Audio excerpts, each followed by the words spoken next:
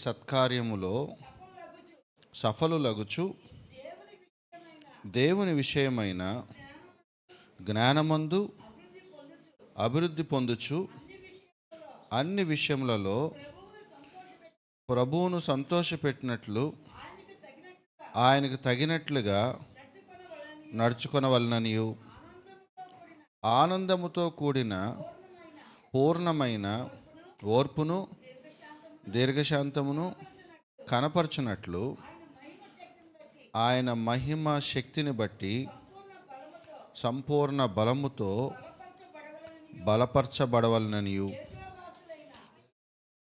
అక చాలెమ్మ బలపరచబడవలననియు మీ కొరకు నేను ప్రార్థించున్నాను అని రాస్తున్నాడు.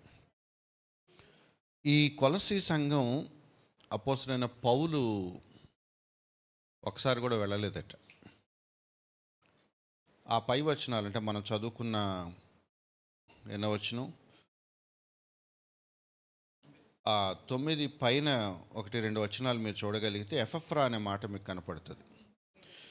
ఈ ఎఫెఫ్రా అనే అతను అక్కడ సువార్త పనిచేశాడని, అతను ఈ సంఘాన్ని కొలసీ సంఘాన్ని ప్రారంభించుంటాడని, తన పరిచర్య వివరాలు ఎప్పటికప్పుడు పౌలు భక్తుడికి చెప్తూ ఉండటం చేత వాళ్ళని బలపరచడానికి ప్రేరేపించబడిన వాడే ఈ ఉత్తరం రాశాడని బైబిల్ పండితులు అంటారు. కొలసీ సంఘం కోసం ఒక భారం కలిగిన వ్యక్తిగా ఉత్తరం రాస్తున్నాడు. వాళ్ళని చూడలేదు, వాళ్ళ దగ్గరికి పెద్దగా ఎప్పుడు వెళ్ళలేదు, కానీ విన్నదాన్ని బట్టి వాళ్ళ సంఘం స్థిరపడాలి, ఆ సంఘం దేవుడిలో నిలకడగా కొనసాగాలి, అక్కడ మంచి పరిచర్య జరగాలి, వాళ్ళ ఆత్మీయ జీవితాలు విశ్వాసంలో దృఢంగా ఉండాలని భారంతో ఈ ఉత్తరం రాస్తున్నాడు. అపోస్తలుడైన పౌలు చేసిన ప్రార్థనలు చాలా గంభీరమైనవి. ఇతరుల కోసం లేకపోతే ఆయా సంఘాల కోసం ఆయన చేసిన ప్రార్థనలు చూస్తూ ఉంటే ఇవి మాదిరి ప్రార్థనలు. మనం కూడా ఇటువంటి ప్రార్థనలు నేర్చుకోవాలి. విచారకరంగా అపోస్తలులు ఏ ప్రార్థనలు చేశారో, పత్రికల్లో ఏ విధంగా మేము ప్రార్థన చేస్తున్నామని కొన్ని విషయాలు వాళ్ళు రాశారో అవి మనం పట్టించుకోం.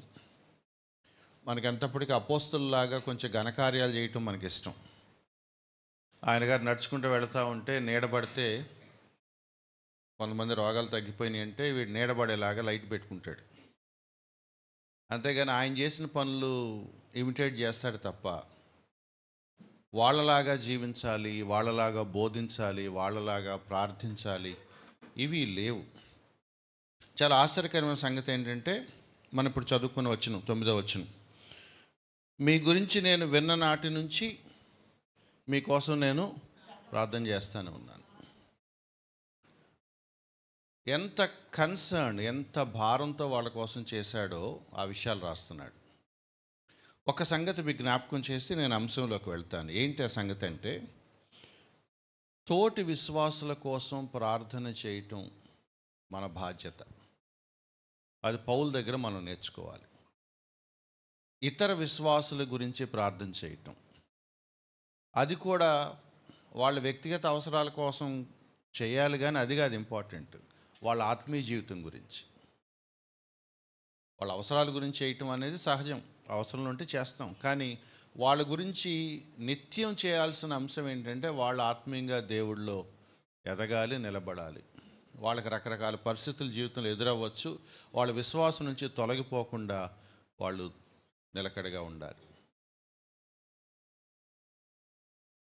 ఒక ఆయన నాకు కనపడి, సురేష్ గారు బాగున్నారంటే, బాగున్నానండి అంటే మీకోసం ప్రార్థన చేస్తున్నానండి అన్నాడు. అంటే ఒక్కసారి నా హృదయం పొంగిపోయింది. మన కోసం ప్రార్థన చేసే వాళ్ళు ఉన్నారా అనిపించింది. అది ఒక ధైర్యాన్ని ఇస్తుంది, అది ఒక ఆదరణ కలిగిస్తుంది. హైదరాబాద్లో ఒక మీటింగ్కి వెళ్ళాను. ఒక మీటింగ్కి వెళ్తే ఆ పాస్టర్ గారు వాళ్ళ స్త్రీల పెద్దల్ని, కొంతమంది సహోదరులు, ఒక 10 మంది సహోదరులు ఉన్నారు, వాళ్ళు ప్రేయర్ టీం అట. ఆ ప్రేయర్ టీం ఆ 10 మందిని తీసుకొచ్చి నాకు పరిచయం చేస్తున్నాడు ఆ పాస్టర్ గారు. ఈ 3 రోజుల మీటింగ్స్ ఏర్పాట్లు అన్నీ ఒకవైపు జరుగుతూ ఉంటే ఈ 10 మంది ప్రార్థన చేస్తూ ఉన్నారు. ప్రేయర్ టీము వాళ్ళు మీకు ప్రత్యేకంగా పరిచయం చేయాలని తీసుకొచ్చారండి. ఈ 10 మంది 3 రోజులు కాన్స్టెంట్గా పక్కన ప్రార్థన చేస్తూనే ఉన్నారు. వాళ్ళ గురించి చెప్తా ఒక విషయం అన్నాడు. ఏమన్నాడంటే, వాళ్ళు అంటున్నారు, సహోదరులు ఏమన్నారంటే, మా దగ్గరికి ఎవరు వచ్చినా, ఏ బోధకుడు వచ్చినా, ఏ దైవ సేవకుడు వచ్చినా వాళ్ళ పేరు మేము రాసేసుకుంటాం.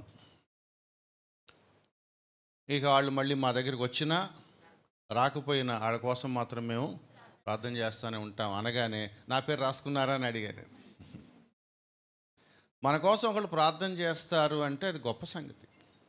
అంటే వాళ్ళ వల్ల మనకేదో జరుగుద్దని కాదు, కానీ వాళ్ళ ప్రార్థన కూడా దేవుడు ఆశించాడు. ఒకరికొకరు ప్రార్థన చేసుకోవటం అనేది విశ్వాసకున్న ప్రధానమైన ఒక లక్షణం. తోటి విశ్వాసుల కోసం, వాళ్ళ ఆత్మీయ జీవితం కోసం, వాళ్ళు దేవుడిలో స్థిరంగా నిలబడాలనే కాంక్ష, భారం నీకు లేకపోతే విశ్వాసకు ఉండాల్సిన లక్షణాల్లో నీకు ఒకటి పోయిందనమాట.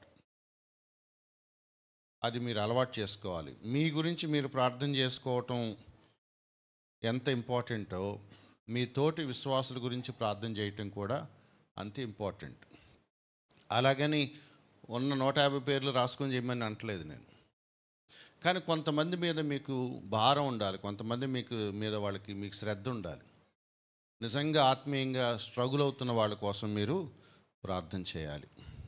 కొలస్సీ సంఘం కోసం పౌలు భక్తుడు అటువంటి ప్రార్థనలు చేస్తున్నాడట. మీ గురించి నేను విన్న దగ్గర నుంచి మీకోసం నేను ప్రార్థన చేస్తున్నానని చెప్తూ కొన్ని ఆశ్చర్యకరమైన సంగతులు చెప్పాడు. అవి ఈరోజు నేను మీ దృష్టికి తీసుకొచ్చే ప్రయత్నం చేస్తాను. తను ఏమన్నాడంటే, మీరు సంపూర్ణ జ్ఞానమును, ఆత్మ సంబంధమైన వివేకమును గలవారును, ఆయన చిత్తమును పూర్ణముగా గ్రహించిన వారునై. ఏమని ప్రార్థన చేస్తున్నాడంటే, మీరు సంపూర్ణ జ్ఞానం కలిగి ఉండాలి, ఆత్మ సంబంధమైన వివేకం గలవారై ఉండాలి. ఆత్మ సంబంధమైన వివేకం అంటే స్పిరిచువల్ నాలెడ్జ్ అని అన్నారు, లేదా ఆత్మ దేవుడు మీకు అనుగ్రహించే నాలెడ్జ్ అని కూడా అన్నారు. రెండు ఒకటే. ఆయన చిత్తమును పూర్ణముగా గ్రహించిన వారై ఉండాలి. కొలస్సీ సంఘం కోసం పౌలు భక్తుడు చేసే ప్రార్థన ఎంత ప్రాముఖ్యంగా ఉందో చూడండి.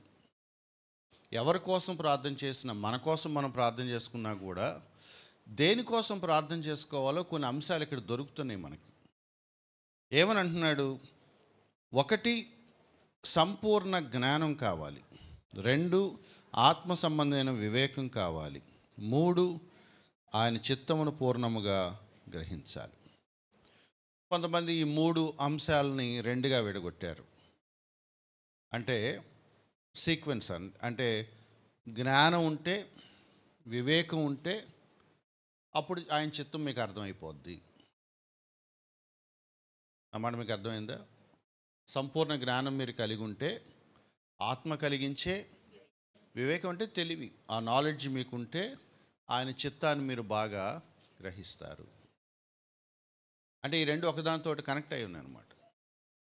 లేదు, ఇంకోలాగా సింపుల్గా మాట్లాడాలంటే, ఆ వచ్చిన ఎదురు పెట్టుకొని మీరు చెప్పండి, ఆయన చిత్తను పూర్తిగా గ్రహించాలంటే నేనేం చేయాలి? అదే ఆన్సర్. సంపూర్ణ జ్ఞానం కలిగి ఉండాలి, ఆత్మ సంబంధమైన వివేకం కలిగి ఉండాలి. చాలాసార్లు మనం ఇక్కడే పొరపడుతూ ఉంటాం, పక్కదారి పడుతూ ఉంటాం. దేవా, నా పట్ల నీ చిత్తం ఏంటో తెలియజేయ ప్రభా అంటాడు. బైబిల్ మాత్రం తెరవడు. దేవుని చిత్తం మనకు ఎలా తెలుసుద్ది? దేవుని చిత్తం మనకు ఎలా తెలుసుద్ది? వాక్యం ద్వారా తెలుసుద్ది. ఇంకా వేరే పద్ధతి లేదు. దేవుడు ఏమై ఉన్నాడు, ఆయన ఎటువంటి వాడు, ఆయన గుణలక్షణాలు ఏంటి, ఆయన స్వభావం ఏంటి, ఆయన ఎప్పుడెప్పుడు ఏ విధంగా పనులు చేశాడు, ఆయన కార్యాలేంటి, ఆయన సంకల్పాలు, ఆయన ఉద్దేశాలేంటి, భవిష్యత్తులో ఏం చేయబోతున్నాడు, ఎటువంటి రాజ్యాన్ని ఆయన స్థాపించబోతున్నాడు, అనేక విషయాలు 66 గ్రంథాల్లో రాసి దేవుడు మనకిస్తే, మీరు ఎలా ఉండాలి, మీ జీవితాలు ఎలా ఉండాలి, మీ పట్ల దేవుని ఉద్దేశం ఏంటి, మీ జీవితాల పట్ల దేవుని ప్రణాళిక ఏంటి, దేవుని సంకల్పాలు ఏంటి లేఖనాల్లో రాసుంటే, 66 గ్రంథాలు పక్కన పెట్టి నీ చిత్తం ఏంటి ప్రభు అంటే ఏమంటాడు? ఒరే ఒకటి ఇచ్చా కదరా బుక్, అసలు తెరిచి చదవరా. మనమే ఉంటాము, నాకు డైరెక్ట్గా చెప్పు అన్నట్టుగా ఉంటుంది మన పద్ధతి. నేను ఒకసారి ఒక సెమినార్లో మాట్లాడతాకి వెళ్ళాను, చాలా చోట్ల చెప్పాను ఈ ఉదాహరణ. ఒక కుర్రోడు వచ్చాడు, ఎంబీఏ చదువుతున్నాడు.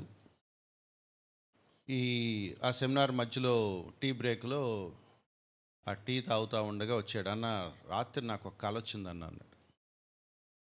ఏంటి ఆ కళ అంటే, ఆ కళలో గాజువాక్ సెంటర్ కనపడుతుందంట. గాజువాక్ సెంటర్ కనపడితే ఏముంది దానికి, రాత్రి నువ్వు అక్కడ తిరిగి ఉంటావు, అది కళ్ళ వచ్చిందన్న. కాదన్న, గాజువాక్ క్లియర్గా కనపడిపోతుంది. నాకేంటంటే వచ్చింది ఏంటంట అని, నాకు వస్తాయి, నాకు బోల్డని కనపడతాయి. కాదన్న, గాజువాక్ సెంటర్ కనపడుతుంది అంటున్నాడు. ఏంటి పెద్ద గాజువాక్ సెంటర్ అంటున్నాడు ఏంటంటే డౌట్ వచ్చి, అంటే ఏంట్రా నీ ఉద్దేశం ఏంట్రా అంటే, దేవుడు చూపించాడన్న గాజువాకులో సేవ చేయమంటున్నాడు అన్న. మరి ఆ లెక్కలో నాకు ఫారెన్లో బోల్డని కనపడి నేనేమన్నానంటే, ఒకటేదో కళ్ళలో కనపడి రాత్రి నువ్వు ఫ్రెండ్స్తో టీ దాటాకి వెళ్ళుంటావు అబ్బాయి, ఆ సెంటర్లో కూసేపు ఉండుంటావు, బహుశా నీకు కథ కళ్ళ వచ్చింది, లేకపోతే మీ ఊరు వైజాగ్ కాబట్టి వచ్చిందేమో. కళ్ళలో ఒక ఏరియా కనపడగానే దేవుడు నన్ను ఇక్కడ సేవ చేయమన్నాడంటే ఎట్లా? లేదన్న, దేవుడు నాకు చెప్పాడు. వాడు మళ్ళీ ఏమన్నాడంటే, వాడు ఎంబీఏ చదువుతున్నాడు, ఫైనల్ ఇయర్ ఉన్నాడు, ఇంకా చదువు మానేస్తానంటున్నాడు. అప్పుడే కనపడిన 2వ నిమిషంలో గాజువాక్ కనపడింది, దేవుడు సేవ చేయమంటున్నాడు, ఎంబీఏ చదువు ఆపేస్తా అంటున్నాడు. ఇది ఎక్కడ గోలరా? నేను పోనీ ఎంబీఏ ఫినిష్ చేయ తర్వాత చూద్దాం అంటున్నాను. నేను ఎంబీఏ ఫినిష్ చేయ తర్వాత చూద్దాం. లేదు, ఇంకా ఎంబీఏ చదువు నేను దేవుడు చూపించాడుగా అంటున్నాడు. సరే, మరీ ఆవేశంగా ఉన్నాడని, సరే ఎంబీఏ చేశాక నువ్వు సేవ గురించి మాట్లాడదు కానీ ముందు ఎంబీఏ చేయంటే ఎంబీఏ చదవడట, ఎంబీఏ ఆపేస్తాడంట. సరే, కొంచెం నేను డిస్కౌంట్ ఇచ్చాను. సరే, ఎంబీఏ సంగతి తర్వాత నువ్వేం చేయాలంటే, కొత్త నిబంధనలో పత్రికల్లో ఎక్కడెక్కడైతే సంఘం గురించి వచనాలు ఉన్నాయో, వాక్య భాగాలు ఉన్నాయో, సేవ గురించి, సంఘ పెద్దలు ఎలా ఉండాలి, కొన్ని నాయకులు ఎలా ఉండాలి, పరిచర్య ఎలా చేయాలి, కొన్ని వాక్య భాగాలు ఉన్నాయి కదా అక్కడక్కడ, అవి ఒకసారి చదువు అన్న. ఇంకెందుకన్నా, చూపించాడుగా అంటున్నాడు. నేనేమన్నానంటే,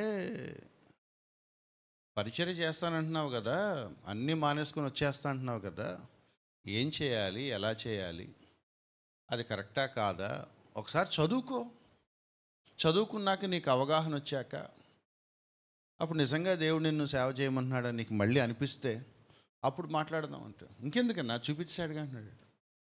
ఇంకేం చెప్పినాడు వింటలేదు, ఇంకెందుకు చూపించాడుగా, ఇంకేం చూపించాడుగా అంటే నాకు బీపీ బస్సును పొంగింది. ఇక ఒళ్ళు బద్ధకమా అన్న. అదేంటని అంత మాట అన్నారు. దేనికోసమైతే లైఫ్ అంతా చేస్తానని చెప్తున్నాడు, దాని గురించి చదవడు అంటాడు. మీకు అర్థమైందా? దేవుడి కోసం జీవితం అంతా సమర్పిస్తాడట, చదువు మానేస్తాడంట, ఉద్యోగాలు చేయడంట, సాక్రిఫైస్ చేసి లైఫ్ అంతా దేవుడి కోసం సేవ చేస్తానంటున్నాడు. ఆ సేవ ఎట్లా చేయాలో ఒక లైన్ కూడా వాడు ఏమనాలండి అంటే, నాకు తెలిసిన పెద్ద తిట్టు నీకు బద్ధకమా అని. బయట వాళ్ళు అయితే నాన్న సంస్కృత పదాలు తిట్టేవాడు. దేవుడు ఒక గ్రంథం నీ చేతికిచ్చి, తన వాక్యం పరిశుద్ధాత్మ చేత ప్రేరేపించిన పుస్తకం ఇచ్చి చదువుకు అని చెప్పాక, అది మీరు చదవకుండా దేవా నా పట్ల నీ చిత్తం ఏంటని మీరు అడగటానికి వీల్లేదు. దేవుడి గురించిన జ్ఞానం మీరు సంపాదించుకోకుండా, దేవుడు ఏం చెప్పాడో మీరు తెలుసుకోకుండా, వాక్యం చదవకుండా నీ చిత్తం నాకు తెలియజేయ ప్రభు అని అడగకూడదు. ఇక్కడ రాసిన మాట చాలా జాగ్రత్తగా చూడండి, ఎంత స్పష్టంగా ఉందో. మీరు సంపూర్ణ జ్ఞానమును ఆత్మ సంబంధమైన వివేకమును గలవారు. 2 విషయాలను మనం ప్రార్థన చేయాలి. ప్రభువా నాకేం కావాలి? నీ జ్ఞానం కావాలి, నీ తెలివి లేకపోతే వివేకం నాకు కావాలి. అది కూడా ఎటువంటిది? ఆత్మదేవుడు ఇవ్వాలి. అది ఆత్మ సంబంధమైన, లేకపోతే ఈ ఈ పదం సింపుల్ ఇంగ్లీష్లో బాగుంది, స్పిరిచువల్ విజ్డమ్, స్పిరిచువల్ నాలెడ్జ్. ఆత్మ జ్ఞానం లేకపోతే ఆత్మ సంబంధమైన తెలివి నాకు కావాలి. అది నాకు కలిగినప్పుడు ఆయన చిత్తాన్ని నేను పూర్ణముగా గ్రహిస్తాను. జ్ఞానము లేకుండా ఆత్మీయ జీవితాన్ని కోరుకోవద్దు. బయట మనం ఉన్న పరిస్థితులు ఎంత భయంకరంగా ఉన్నాయంటే, దేవుడిచ్చిన ఈ మెదడు లేకపోతే జ్ఞానం, మేధస్సు, తెలివి, వివేకం వాడొద్దని చెప్పే భక్తులు తయారయ్యారు. భూమి మీద ఏ ప్రాణికి ఏ జీవికి లేని జ్ఞానము, ఇంటలెక్ట్ అంటాం, జ్ఞానము, తెలివితేటలు, మేధస్సు మనిషికే ఇచ్చాడు దేవుడు. మీకు అర్థమవుతుందని చెప్పేది. బ్రెయిన్స్ ఎవరున్నాయి? మనకే ఉన్నాయి. మనలాగా కూర్చొని పుస్తకాలు చదివేసి ఆలోచించి దేర్ ఫోర్ ఎలా చేద్దాం, ఇలా చేయకూడదని కుక్కలు ఎప్పుడైనా మాట్లాడుకుంటాం మీరు చూసారా? వాటికి ఉండవు, వాటికి ఇవ్వలేదు. ఎవ్వరికి ఇవ్వని ఒక అవగాహన శక్తి, ఆలోచన శక్తి, నిర్ణయాలు తీసుకోగలిగి మంచి చెడు వివేచించి ఒక జాగ్రత్తగా ఒక చక్కటి నిర్ణయాలు తీసుకోగలిగే బ్రెయిన్, మెదడు దేవుడు మనిషికి ఇచ్చాడు. ఈ దుర్బోధకులు ఏమని బోధిస్తున్నారంటే, మానవ జ్ఞానం మనకెందుకు బ్రదర్ అంటున్నారు. అంటే మానవ జ్ఞానం అనేది ఏది వాడుకోకూడదా? మరి మానవుల బట్టలు మనకెందుకు బ్రదర్ అంటే, స్పిరిచువల్గా ఉంటామంటే బుర్ర వాడకుండా ఉంటామా చెప్పండి? దేవుడు ఇది ఎందుకు ఇచ్చాడు మనకి? వాడమనే వద్దనా?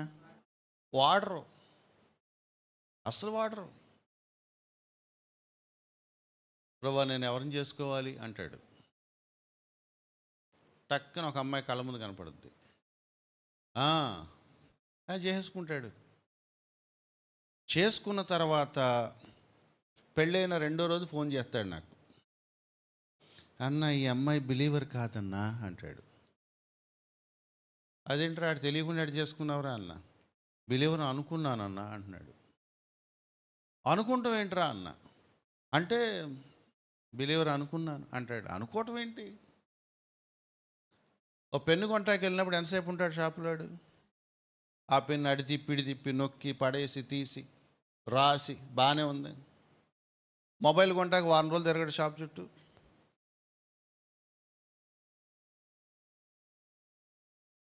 ఆడపిల్లలు కూరగాయలు కొంటాకి వెళ్తే కూరగాయలు ఆడితే గొడవ పెట్టుకొని వచ్చేస్తారు. పెళ్లి సంబంధం వస్తే మాత్రం దేవుడే పంపించాడు చేసేసుకుంటారు. ఏమైంది ఇది? అంటే కూరగాయలు కొంటాక వాడినంత బుర్ర కూడా వాడవా ఒకరిని సెలెక్ట్ చేసుకునేటప్పుడు? మంచివాళ్ళ కాదా ఎంక్వైరీ చేయొద్దా?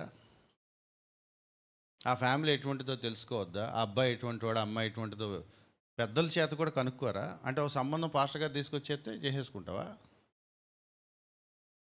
మాకు తెలిసిన మేనమామే చెప్పాడండి ఈ సంబంధం అంటే, ఆడు మంచివాడు అయిపోతాడా? కనుక్కోవాలిగా. ఎటువంటి పరిస్థితుల్లో మనం ఉన్నామంటే ఇది వాడట్లేదు, గుడ్డిగా నిర్ణయాలు తీసుకుంటున్నాం. ప్రార్థన చేసి ఆమెను అనగానే గనక కాలింగ్ బెల్ మోగితే, ఈ రాజేష్ లాంటి వాడు అందంగా కనపడితే దేవుడు పంపించాడు. వివాహం అంటే ఏంటి? లేకపోతే దేవుడు ఎందుకు వివాహాన్ని చేశాడు? భర్త ఎలా ఉండాలి, భార్య ఎలా ఉండాలి, కుటుంబం ఏం చేయాలి? చదవను కూడా చదవడు. పెళ్ళికి రెడీ అయిపోతాడు, వాడికి మనసు నచ్చినట్టుగా నిర్ణయాలు తీసుకొని మళ్ళీ దాని పెద్ద హెడ్డింగ్ దేవుని చిత్తం. నేను మళ్ళీ చెప్తున్నాను, వాక్యం చదవకుండా, వాక్యాన్ని నేర్చుకోకుండా, వాక్య జ్ఞానాన్ని పెంచుకోకుండా దేవుని చిత్తం అనే మాట మాట్లాడద్దు. బైబిల్ని రాసింది ఎవరు చెప్పండి? బైబిల్ రాసింది ఎవరు? దేవుడు. పరిశుద్ధాత్మ దైవావేశం వలన కలిగిన లేఖనాలు నీకు దేవుడు ఎందుకు ఇచ్చాడు? దిండి కింద పెట్టుకోటాక? కొంతమంది తెరవరు, దేనికంటే పెట్టుకుంటారు. కొంతమంది రోడ్డు మీద బైబిల్ పట్టుకొని వెళ్తారు. ఎందుకు అంటే పోలీసు వాడు ఆపడని, చదవటానికి కాదు. ఒక ఆయన కారులో స్టీరింగ్ ముందు పెడుతున్నాడు బైబిల్, అదేం పద్ధతి జారిపోతుంది. నేను దాన్ని తోస్తున్నాను, లోపల పెట్టచ్చు కదా, లేదని ఉండాలి ఇక్కడ. ఏంటంటే ఆ పోలీసు వాడు చూసి మీరా వెళ్ళిపోండి అని అంటున్నాడు. ఓ ఇది బాగానే ఉంది. దేనికి బైబిల్? పోలీసు వాడి దగ్గర మనకి చెక్కింగ్ టైం వేస్ట్ అవ్వకుండా చదవటం.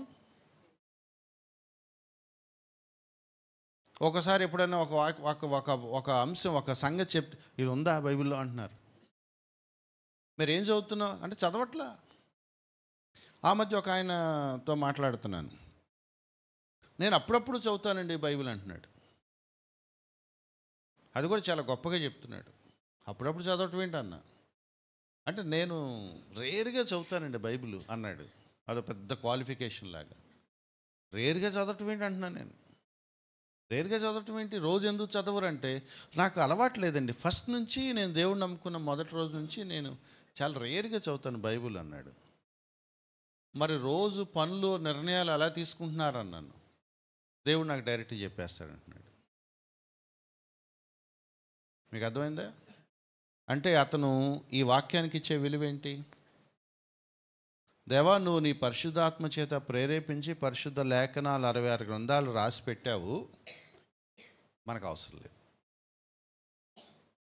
చాలామంది విశ్వాసుల దృష్టిలో ఇది పవిత్ర గ్రంథం, మనం క్రైస్తవులు అని చెప్పుకోవడానికి చూపించుకునే ఒక మత గ్రంథం.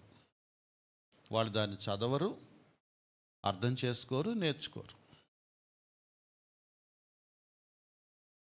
పాత నిబంధనలో ధర్మశాస్త్రం అంతటినీ క్రోడీకరించి మోషే వాళ్ళకి ఏమని చెప్పాడు? నీ దేవుడైన యెహోవాను నీ పూర్ణ ఆత్మతో, పూర్ణ హృదయముతో,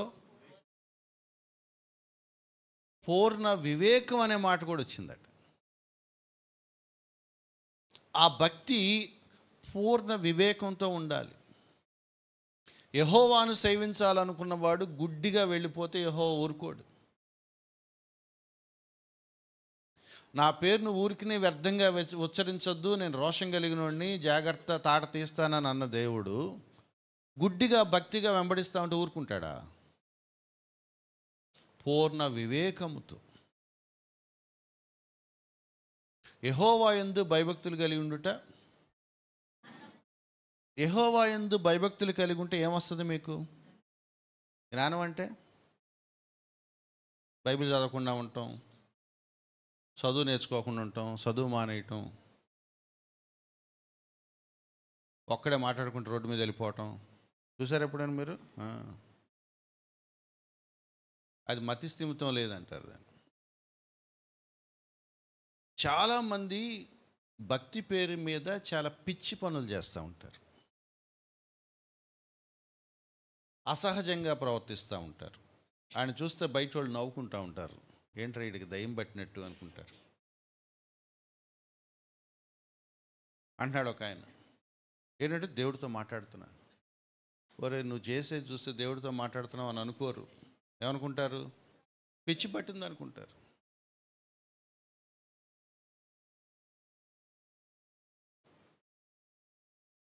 న్యాచురల్ లైఫ్ నుంచి నువ్వు పక్కకి వెళ్ళిపోతున్నావు అంటే నువ్వు ఎక్కడికి వెళ్ళిపోతున్నావు?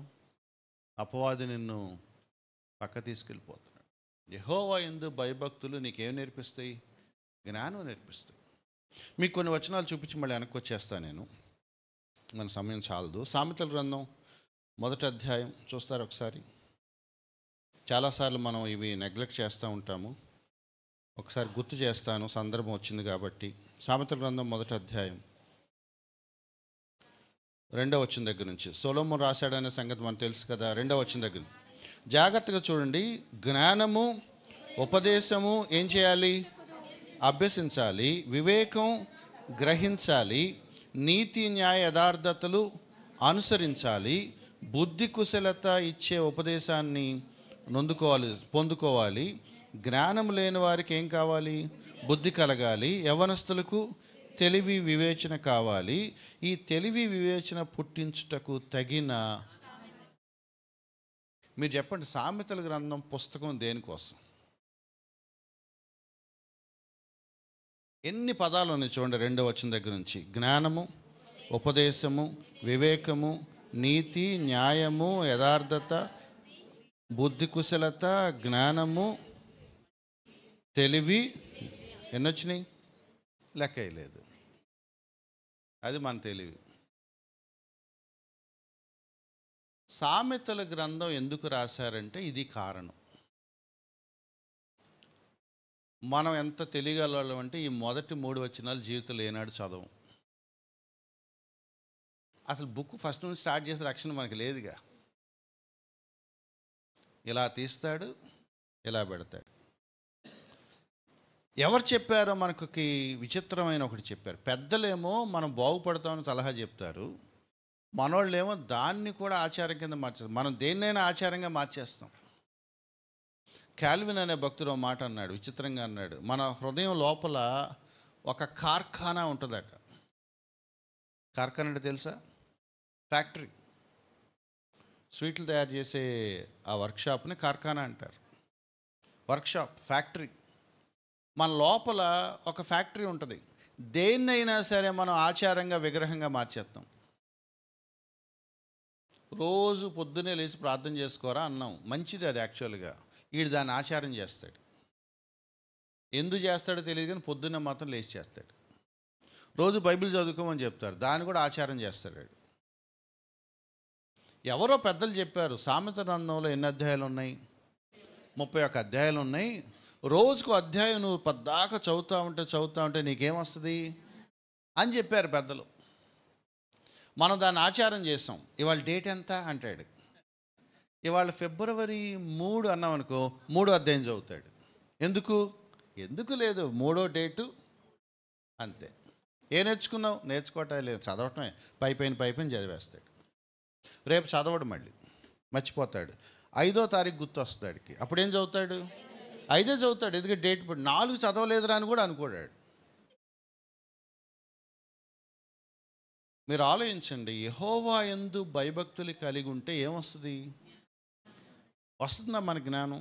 బయటోడు మనం చూసినోడు, అరుణ్ నువ్వు భలే తెలియగలడు అరుణ్ అని ఎవడని అంటాడా మనల్ని? ఎక్కడ దొరికాడరా మనకి అనట్లేదా? చాదస్తం, మనుషుల కలవరు, ఆడో పద్ధతిలో ఉంటాడు, ఒకలాగా బట్టలు వేసుకుంటాడు, ఒకలాగా మాట్లాడతాడు. కొంతమందిని చూస్తే లోకస్తులు, అమ్మో దేవుణ్ణి నమ్ముకుంటే ఈలాగా తయారవుతామంటే గనక మాకు ఆ దేవుడు వద్దంటున్నారు. అంటలేదా?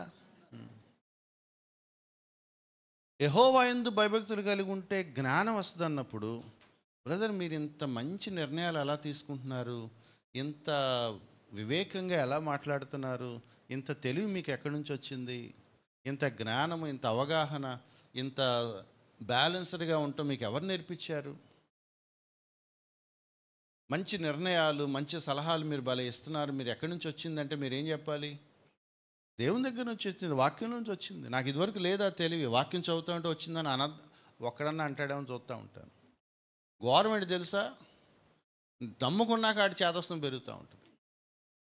ఒక ఉంటుంది, అన్నయ్య ఈయన మారక ముందే బాగుంది అన్నయ్య, చంపేస్తున్నాడు అన్నయ్య. ఒక ఆయన 1 గంట లేపుతున్నాడు, లే ప్రార్థన చేసుకుని. ఊరి ఆ 1 గంట ప్రార్థన ఏంట్రా, పో నువ్వు చేసుకోరా. అవునవునవును నువ్వు కూడా లే అంటే, చంపేస్తున్నాడు అన్నయ్య. ఎప్పుడు బుద్ధి పుడితే అప్పుడు మోకరించమంటాడు. ఇది ఎక్కడ గోల? ఆడ ఆరోగ్యంగా ఉంది, ఆడి మైండ్ లేదు, పోయింది.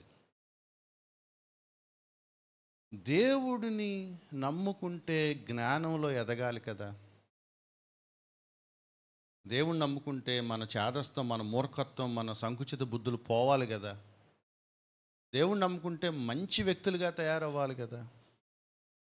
మన ఆలోచన విధానం మారాలి కదా. అమ్మ ఇప్పుడు బాగుంది హాయిగా కుటుంబానికని ఇంట్లో వాళ్ళు అనుకోవాలిగా. మనకి రివర్స్ స్టోరీ కలుగుతుందన్నమాట. జ్ఞానం గలవారు, 5వ వచనం, జ్ఞానం గలవాడు పాండిత్యాన్ని ఏం చేసుకుంటాడు? తెలివి లేనివాడికేమో తెలివి వస్తుంది, జ్ఞానం లేనివాడికి జ్ఞానం వస్తుంది. జ్ఞానం ఉన్నవాడికి ఇంకా ఎక్కువ జ్ఞానం వస్తుంది, పాండిత్యం వస్తుంది. వివేకం గలవాడు ఏం చేస్తాడు? ఆలకించి నీతి సూత్రాలు సంపాదించుకుంటాడు. సామెతల గ్రంథంలో ఉన్న వాటిని ఏమన్నారంటే నీతి సూత్రాలు అన్నారు. అంటే కొన్ని సూత్రాలు ఉన్నాయి అక్కడ, లైఫ్ ప్రిన్సిపల్స్. నీతిగా జీవించడానికి కావాల్సిన కొన్ని సూత్రాలు ఉన్నాయి. ఆ సూత్రాల ప్రకారం నువ్వు పనులు చేసుకుంటా వెళ్తే నీ లైఫ్ బాగుంటుంది. నా కుమారుడా అని కొన్ని ఇన్స్ట్రక్షన్స్ ఆ జ్ఞాని చెప్తున్నాడు. అవి నువ్వు పాటిస్తే నీ జీవితానికి చాలా మేలు కలుగుద్ది. అవి నీకు జ్ఞానాన్ని ఇస్తాయి. నీ లైఫ్లో ఎలా జీవించాలో నీకు కొన్ని రహస్యాలు ఉన్నాయి అక్కడ. మనం ఎంత దరిద్రంగా తయారయ్యామంటే ఈ నీతి సూత్రాలను మనం మార్చేసాం. వీటిని మనం వాగ్దానం పేరు మీద పెట్టేసాం. వీటిని మనం దేవుడి చిత్తం కనుక్కోవటానికి చిలక జోస్యం లాంటి పద్ధతి పెట్టేసాం, లాటరీ అనమాట. ఇవాళ 5వ తారీఖు కదా, 5వ అధ్యాయం తీస్తాడు, ఇట్టిట్టని ఇట్లా అంటాడు, దేవుడు చేసుకోమంటున్నాడు, దేవుడు చేసుకోమంటున్నాడు. ఒకడు పెళ్లి సంబంధం వచ్చిందంట. ఆ అమ్మాయి పేరు జాయ్ అట, ఇంగ్లీష్ పేరు, అందరూ షార్ట్లో పిలుస్తారట. ఈడేదో ఒక అధ్యాయం తీశాడు, Joy comes in the morning అని కనపడిందంట. వచ్చేస్తుంది ఇక. ఆ జాయికి ఈ జాయికి మీనింగ్ తేడా లేదు. అంటే నీ కాబోయే భార్య పేరు బైబిల్లో రాసి పెడతాడా? బుద్ధున్నాడు ఎవడన్నాడు చదువుతాడా? అక్కడ ఏమి రాశారు, దాని అర్థం ఏంటి ఎవడు చూడట్లేదు. ఒక స్వామీజీ ఉన్నాడు, చనిపోయాడు భారతదేశంలో. ఒకప్పుడు భారతదేశాన్ని బాగా ప్రభావితం చేశాడు ఒక స్వామీజీ, పేరు చెప్పనులేండి. ఆయన ఇట్లాంటి ఒక హాల్లో కూర్చొని వాళ్ళందరికీ బోధలు చేసేవాడు. ఆ డోర్ దగ్గర ఒక నోటీస్ బోర్డు అంటించాడు. మనం చాలాసార్లు బయట అంటిస్తాం, పేపర్ అంటిస్తాం, A4 ప్రింట్అవుట్ తీసి, మీ చెప్పులు బయట విడవలనని. ఆయన ఏమని పెట్టాడంటే, మీ చెప్పుల్ని, మీ బ్రెయిన్స్ని, leave your brains and slippers outside. మీ చెప్పుల్ని, మీ మెదడుని బయట విడిచి లోపలికి రావాలను. అంటే అర్థం ఏంటి? ఇక్కడికి వచ్చాక నేను చెప్పింది వినండి, నన్నేమీ అడగద్దు. మరి ఇలా అయితే ఇలా కదండి అని అనొద్దు, నేను చెప్పింది గుడ్డిగా నువ్వు ఫాలో అయ్యి, అలా అయితేనే లోపలికి రండి. అలాగే కొన్ని వేల మంది, లక్షల మంది ఇప్పటికీ ఆయన వెంబడిస్తూనే ఉన్నారు. కానీ యేసుక్రీస్తు వారు అలా చేయలే. యేసుక్రీస్తు వారి దగ్గర శిష్యులు పద్దాక నువ్వు ఒక ఉమ్మానని చెప్పావు, దాని భావం ఏంటి అని అడుగుతూ ఉంటే ఆయన ఏమన్నాడు? చెప్పింది అనరా అన్నాడా? దాని భావం ఏదనగా అని మళ్ళీ ఆయన వివరించి చెప్పేవాడు. ఎందుకంటే వాళ్ళకి ఏం కావాలి? జ్ఞానం కావాలి. సంపూర్ణ జ్ఞానం కలిగి ఆత్మ సంబంధమైన వివేకం కలిగితే మీరు దేవుని చిత్తాన్ని గ్రహిస్తారు. వాక్యం ఎంత చదవాలి? వాక్యం ఎంతసేపు చదవాలి? చూసారా, డౌట్ వచ్చేసింది. ఇప్పుడు ఏమంటే ఏమవుద్దో, ఎందుకు వచ్చిన బాధ. రోజుకి ఎన్నిసార్లు చదవాలి బైబిల్? 3 సార్లా? ఎవరు చెప్పారు? ఎక్కడుంది రోజుకు 3 సార్లు చదవండి బైబిల్లో?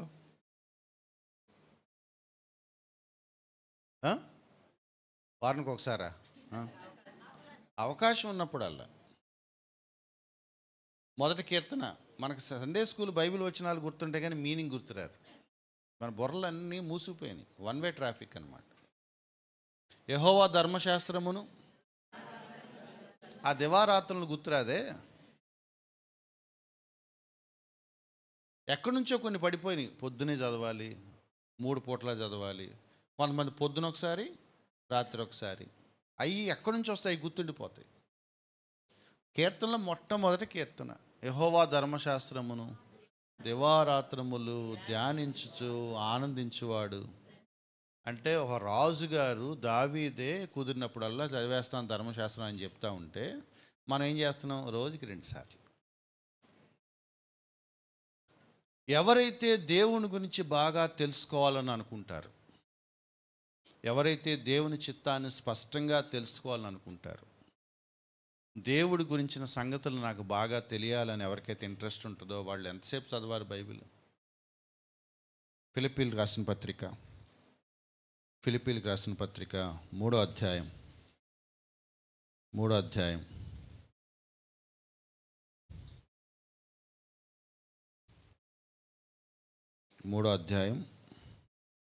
8వ వచనం. నిశ్చయముగా నా ప్రభు అయిన యేసుక్రీస్తుని గూర్చిన అతి శ్రేష్టమైన జ్ఞానము నిమిత్తమై సమస్తమును నష్టముగా ఎంచుకొనుచున్నాను. ఏం చేస్తున్నాడు? ఏం జ్ఞానం కావాలి ఆయనకి? దేవుడి గురించిన జ్ఞానమా? ఎవరి గురించి? యేసుక్రీస్తు గురించి. ఎవరినైతే మీరు రక్షకుడు అని అంటున్నారో, ఎవరైతే మీ ప్రభు అని అంటున్నారో, ఎవరినైతే మేము నమ్ముకున్నామో, ఆయన కోసం అన్నీ వదిలేసి ఆయన వెనకాల జీవిస్తున్నామని అంటున్నారో, ఆయన గురించి మీరు తెలుసుకోకపోతే ఎట్లా? మీ లైఫ్లో అత్యంత ఇంపార్టెంట్ వ్యక్తి ఎవరు? యేసుక్రీస్తేనా కదా? మరి ఆయన గురించి ఎంత తెలుసుకోవాలి మీరు? సచిన్ గారు నాకు బాగా తెలుసండి అన్నాను, ఒకసారి కూడా ఆయన ఇంటికి వెళ్ళలేదు. మీరు ఎట్లా నమ్ముతారు? తెలుసా మీకు? ఎక్కడుంటాడంటే రామవరపడ అని అన్నారు. మరి ఎక్కడ నాకు తెలియదు అని అంటే తెలుసా తెలీదా? యేసుక్రీస్తే అని అంటాడు. ఎవడన్నా ఒక క్వశ్చన్ అడిగితే ఏమంటాడు? మా పాస్టర్ గారిని అడిగి చెప్తానంటాడు. నీకు నిజంగా తెలుసా ఆయన? తెలుసా తెలీదా? దేని బట్టి తెలుసుద్ది? వాడికి నువ్వు ఇచ్చే జవాబుని బట్టి తెలుసుద్ది. పౌలు భక్తుడు ఏమంటున్నాడు తెలుసా? నిశ్చయముగా నేనేం కోరుకుంటున్నానంటే ప్రభు అయిన యేసుక్రీస్తు యొక్క శ్రేష్టమైన జ్ఞానము కొరకు సమస్తాన్ని. ఏం కావాలి పౌలు నీకు అంటే, నాకేం వద్దు దేవా, నీ గురించిన జ్ఞానం కావాలి. ఇప్పుడు క్రైస్తవ్యం ఎలా ఉందంటే, మా జ్ఞానం వద్దు, మాకు పనులు అయిపోవాలి, మేము అడిగినప్పుడల్లా ప్రార్థనకి జవాబు రావాలి, మా పనులు అయిపోవాలి, మేము సుఖంగా బతకాలి. మరి ప్రభు గురించి నాకు అవసరం లేదు. కానీ పౌలు భక్తుడు ఏమంటున్నాడు తెలుసా?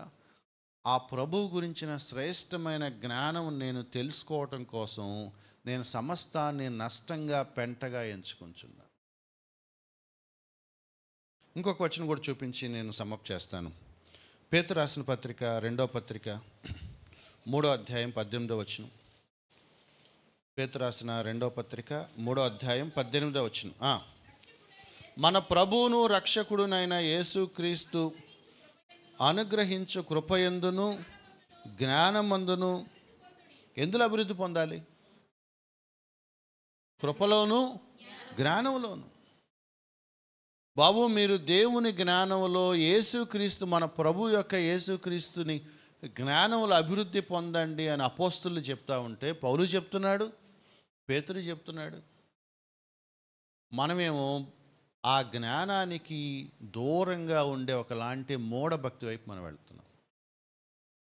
మూఢభక్తి అంటే అర్థం ఏంటో తెలుసా? బుర్ర వాడకుండా చేసే భక్తి, గుడ్డి నమ్మకం. ఎందుకు చేస్తున్నావో తెలీదు, ఏం చేస్తున్నావో తెలీదు, మరి ఎందుకు చేయమన్నారు చేస్తున్నావు. ఇలా ఎందుకు చేయాలి తెలీదు. మా అమ్మ చిన్నప్పుడు పడుకునేటప్పుడు ప్రతి తలుపుకి సిలువ గుర్తేసి పడుకునేది. రాత్రులు అది అలవాటు మా అమ్మకి. కిటికీలకి తలుపులకి కూర్చున్నట్టు వేస్తుంది అనమాట, చేత్తోనే ఏలుతో వేస్తుంది, ఇట్లా వేస్తుంది. ఎందుకంటే ఎవరు చెప్పారు? ఎక్కడో వచ్చింది అది. మా చిన్నప్పుడు ప్రార్థన చేయమంటే పాస్టర్లు నెత్తి మీద సిలువ గుర్తేసేవాళ్ళు. ఎందుకు? ఎవరు చెప్పారు? తెలీదు. ఎవడో చూసాడు, నేను చూశాను. సిలువ గుర్తేస్తే ఏమవుతుంది? సైతాన్ అక్కడ దాకా వచ్చి నా తెలం చూడక మెరుత్తా కనపడగా వెళ్ళిపోతాడా? ఉందా అట్లా బైబిల్లో? లేదు కదా. విశ్వాస జీవితంలో మనం చేసే పనులు ఎందుకు చేస్తున్నామో మనకి తెలియకపోతే అది మూఢభక్తి అవుతుంది. మీరు జ్ఞానం కలిగిన వారు ఉండాలి, వివేకం కలిగిన వారు ఉండాలి, తెలివితేటలు కలిగిన వారు ఉండాలి, బుద్ధి కుశలత ఉండాలి. నాకు తెలివితేటలు ఇవ్వు ప్రభు అని ఎప్పుడైనా ఎవరిని అడుగుతారా? అడగరు. ఆత్మాభిషేకం కావాలి మాత్రం అడుగుతాడు. వారు ఆత్మాభిషేకం వస్తే ఇయే వస్తాయిరా అని చెప్తుంది బైబిల్. నాకు జ్ఞానం కావాలి ప్రభు అని అడగాల. యాకోబు భక్తుడు ఏమన్నాడు? మీలో ఎవరికైనా జ్ఞానం కొద్దుగా నేడలా. ఆ జ్ఞానాన్ని ఎక్కడ తీసుకెళ్లారు తెలుసా? మనోళ్ళు ఎగ్జామ్స్ టైంకి తీసుకెళ్లారు. హాల్ టికెట్ టైంకి, ప్రభు మీ బిడ్డ ఎగ్జామ్కి వెళ్తున్నాడు, జ్ఞానం ఇవ్వు. నీకు ఏం జ్ఞానం కావాలి? పరీక్ష రాసే జ్ఞానమా? ప్రభు ఎవరో తెలుసుకునే జ్ఞానమా? నేను ఏ ప్రభువునైతే నా రక్షకుడిగా స్వీకరించానో ఆ ప్రభు గురించి నాకు ఎంత తెలియాలి? పరమగీతంలో మాట, ఆ నా ప్రియుడు నాకు ఎంత ఇష్టం అంటే 10,000లో నేను గుర్తుపట్టేస్తాను. ఎలా గుర్తుపడతావు? నాకు బాగా తెలుసు. ఏదో గొంతు వినపడింది, ఇది ఆ గొంతే, ఇక్కడెక్కడ ఉంటాడు. అది ఆ సాన్నిహిత్యం, ఆ అవగాహన, ఆ పరిచయం. ప్రభువు గురించిన జ్ఞానం మనకి తెలియాలి. ఒక్క మాట చూపించి నేను సమాప్తి చేస్తాను, టైం అయిపోయింది. రెండు మాటలు గుర్తుంటాయా? సంపూర్ణ జ్ఞానము ఎక్కడికి రావాలి? మన వెనక్కి కొలస్సీ పత్రికకి. అమ్మాయి బతికిచ్చారు. సంపూర్ణ జ్ఞానం ఉండాలి. ఆత్మ సంబంధమైన వివేకం కలిగి ఉన్నప్పుడు ఏమవుద్ది? ఆయన చిత్తాన్ని గ్రహించిన వారైతే 3 లేక 4 పనులు జరుగుతాయట. ఒకటి, చదవండి. 1, ప్రతి సత్కార్యములో సఫలమవుతారు. 2,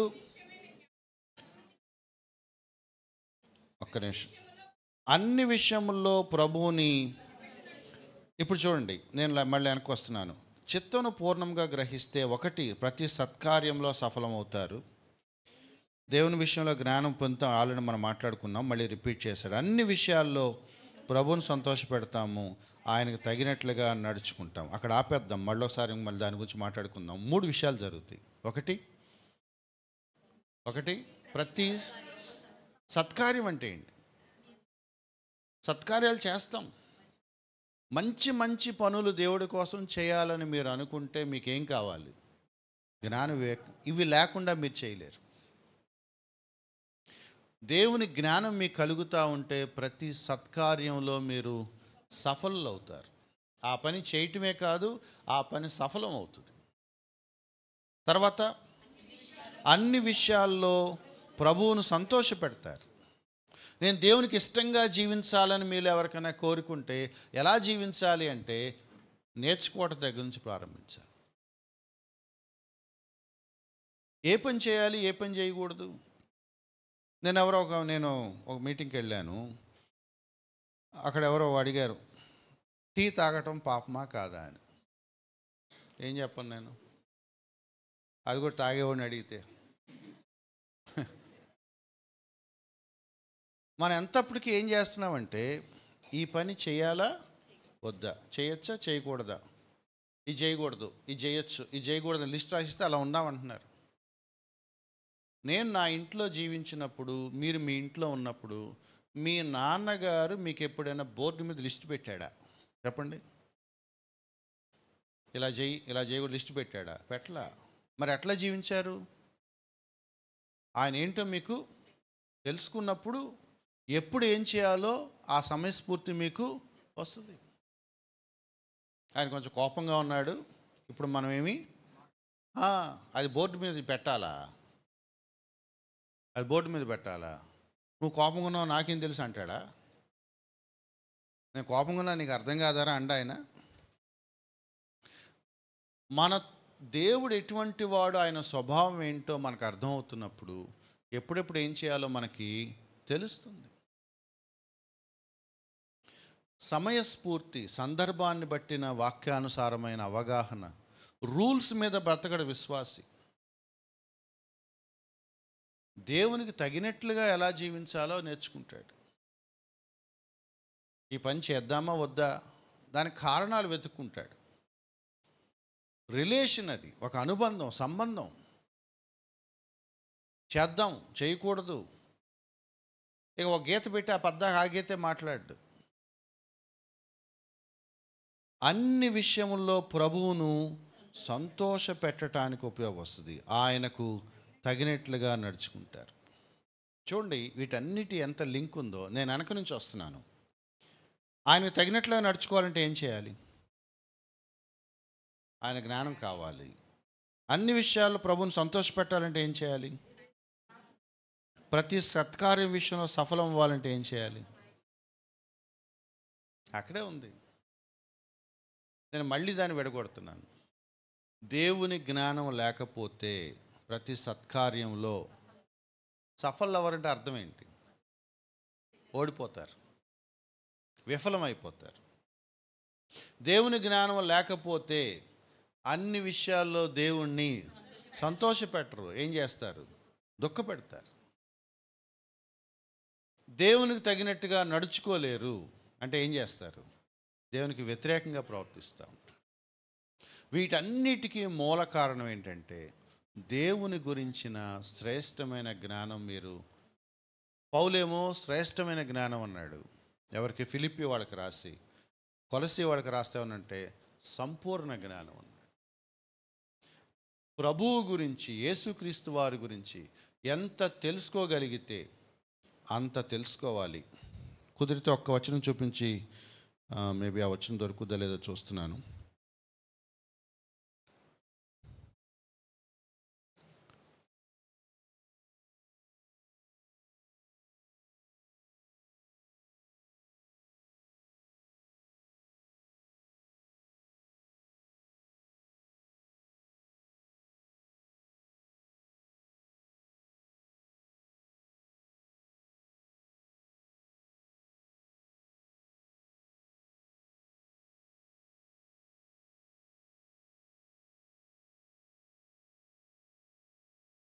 రెండవ కొరింథీ పత్రిక 5వ అధ్యాయం 9వ వచనం.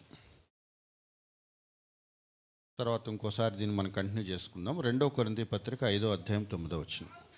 కావున దేహమందున్నను దేహమును విడిచినను ఆయనకిష్టులమై ఉండవలనని ఏం కోరుకుంటున్నారు?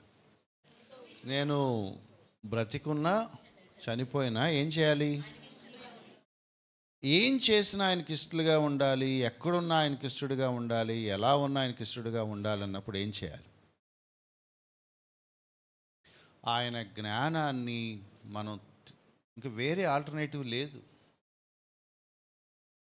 ఎందుకు నా కుమారుడా నా కుమారుడా నా కుమారుడా అని చెప్పాడు? మీరు ఆలోచించండి. సామెతలు ఎందుకు చెప్పాడు? యెహోవా యందు భయభక్తులు భయభక్తులు జ్ఞానం జ్ఞానం జ్ఞానం. ధర్మశాస్త్రం అనే మాట కీర్తన గ్రంథంలో ఎన్నిసార్లు కనపడుతుంది? 119వ కీర్తన ఏం చెప్తుంది? 19వ కీర్తన ఒకటి 119 తీయలేండి, మీ గుండెలు అయిపోతాయి. 19వ కీర్తన తీయండి, అది కూడా ఒక్కసారి చూపించేస్తాను. ఆ బాధ్యత తీరిపోద్ది. ఎన్నో కీర్తన?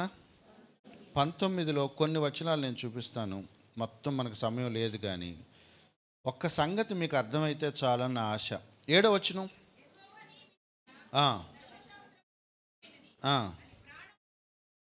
ఏం చేస్తుంది వాక్యం? వాక్యం చదివినప్పుడు ఎప్పుడైనా ప్రాణం దెబ్బతిల్లినట్టు అనిపించిందా? 2 నమ్మదగినదంటే ఏం చేయాలి?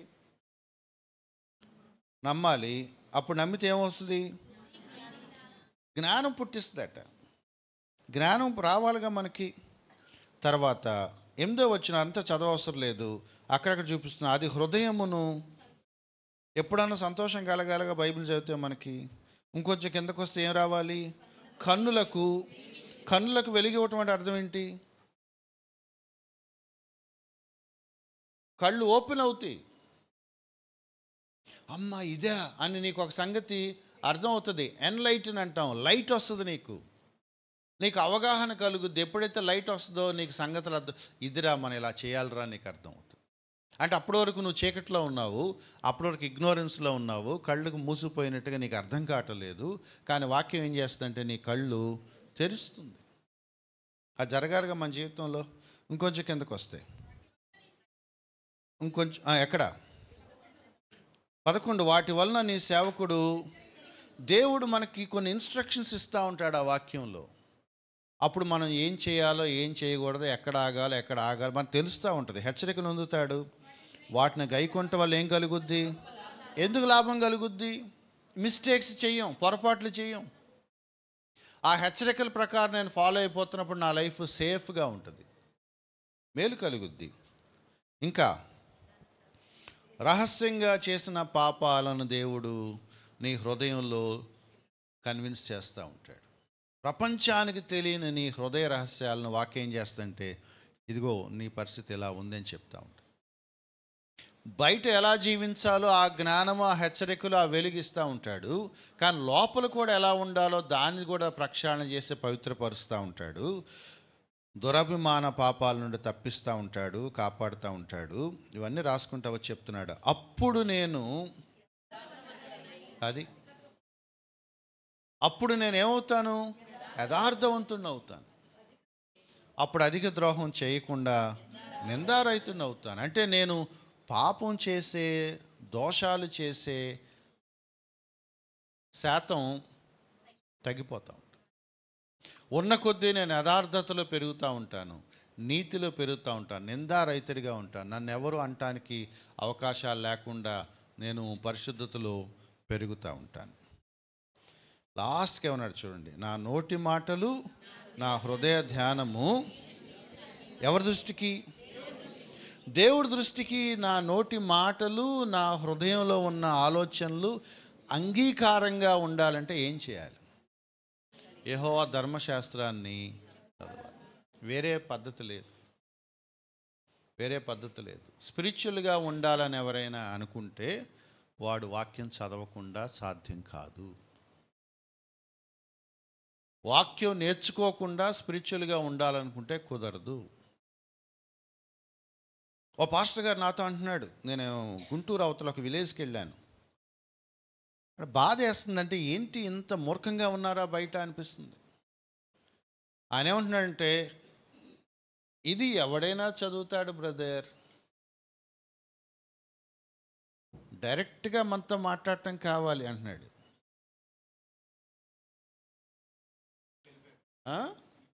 వెళ్ళిపోయాడు. నాకు డౌట్ వచ్చి అడిగాను, అంటే నువ్వు బైబిల్ చదవట్లేదని అర్థమైపోయింది, డైరెక్ట్గా మాట్లాడుతానంటే ఏం చేస్తావు నువ్వు అన్న. ప్రతిరోజు సాయంత్రం కొండల వైపు వెళ్ళి కొండల్లో కూర్చొని ప్రార్థన చేస్తున్నారు. ఏదో రోజు కుక్కలు గరుతాయి. ఏవో కొన్ని మన చిన్నప్పుడు కథలు ఉండేవి. హిమాలయాలకు వెళ్ళి స్వామీజీలు తపస్సులు చేసేవాళ్ళు. అదనమాట. బైబిల్ చదవడు, ఒక్కడే వెళ్ళిపోయి మనుషులు దూరంగా వెళ్ళిపోయి ఒక్కడే కూర్చొని వైరాగ్యం చేసుకుంటున్నాడు. అర్థం ఏంటి? పక్కదారి ఆల్రెడీ పట్టేశాడు. సంఘం అనే మాటకు అర్థం ఏంటి? ఎవడు బతుకు ఆడు చేసుకుంటానా, కలిసి ఉండమనా?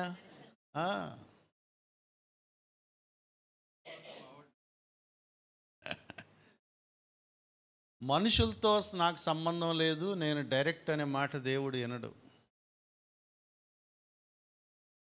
నేను నిన్ను పెట్టిందే ఎక్కడ? సంఘంలో. నువ్వు అక్కడే విడిగా వస్తానంటే ఏంటిరా? దగ్గరికి కూడా రానివ్వడు. నేను ముగిస్తున్నాను. దేవుని సంపూర్ణ జ్ఞానం కలవారమైతే, ఆత్మ సంబంధమైన వివేకం గలవారమైతే దేవుని చిత్తాన్ని గ్రహిస్తాము. దేవుని చిత్తాన్ని గ్రహిస్తే అన్ని విషయాల్లో దేవుని సంతోషపెడతాము, ప్రతి సత్కార్యంలో సఫలమవుతాము. ఆయనకు తగినట్లుగా వాక్యం నేర్చుకోకుండా ఈ మూడు చేయటం సాధ్యం కాదు. తల్ల వంచి ప్రార్థన చేసుకుందాం.